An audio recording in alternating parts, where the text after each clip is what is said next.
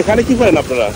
Guys, আমাদের এলাকায় ধানের ক্ষেতে ধান কিভাবে লাগানো হয় সেটা আমি আপনাদের দেখাতেছি। এই দুইটা হলো আমার একটা বড় ভাই, একটা ছোট ভাই। তো এখন এই পাথার, আমার এলাকায় এই জমিকে বলা হয় পাথার, অর্থাৎ যেটা মাঠ নামে সবাই চেনে।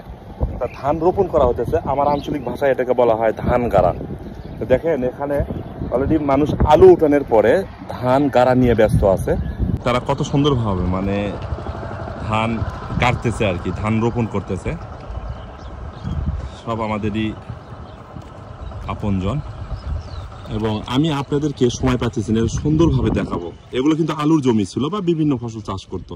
এখন ধানের টাইম এসে গেছে, আলু উঠানোর পরে জমিতে পানি দেওয়ার পরে কিলারদের চাষ দেওয়ার পরে এই এখন ধান লাগানোর জন্য সবাই ব্যস্ত। তো এটা হলো আমাদের পাথার বা মাঠ বা ধানের ক্ষেত। এগুলো সবাই দেখতে থাকুন, সঙ্গে থাকুন। বাংলাদেশের গ্রামীণ পরিবেশগুলো এবং মাঠ বা পাথারের পরিবেশগুলো অপরূপ সৌন্দর্য। আমি আপনাদেরকে A to Z সব কিছু দেখাবো। Let's go. ওকে ভাই, আমি ফুল ভরে গেলাম একটু। দেখি চেষ্টা করবো, আমরা মাছ নিয়ে আসি। মাছ বাড়িতে না হলে ফুল ভরে করতে হবে না, চেষ্টা করবো। 5-7 কেজি মাছ নিয়েছি। মাছ সিলভার আলু ঘাটির মধ্যে দেবে। আচ্ছা, তা এই যে গ্রামীণ পরিবেশে দেখেন, গ্রামীণ পরিবেশে কত সুন্দর না? আমি আপনাদেরকে বলি যে বাংলাদেশের এই গ্রামীণ পরিবেশগুলো যখন এই যে পাথার, এগুলোকে বলা হয় পাথার, আমার আঞ্চলিক ভাষায় বলা হয় পাথার। এগুলোতে আলু উঠানো হয়েছে অলরেডি। আলু উঠানোর পরে এই জমিতে এখন ধান লাগাবে, হয়তো পানি দেওয়ার পরে টিলারদের চাষ দেবে, দেওয়ার পরে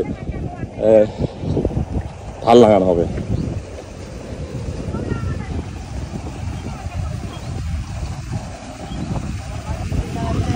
এটা হলো আমার আঞ্চলিক ভাষা বলা হয় পানি ছাসার মেশিন। এটা হলো কারেন্টের মোটর দিয়ে চলে। এখানে কি করেন আপনারা? এটা কি? এটা ডিবের এত গভীর? ডিবের এতটা বিশাল। কাকা গোসল করতেছে না? আর গোসল করা শেষ, মাশাআল্লাহ। হ্যাঁ, ডিপ মেশিনের জন্য না? বাবা, এত বিশাল পানি উঠবে তাহলে।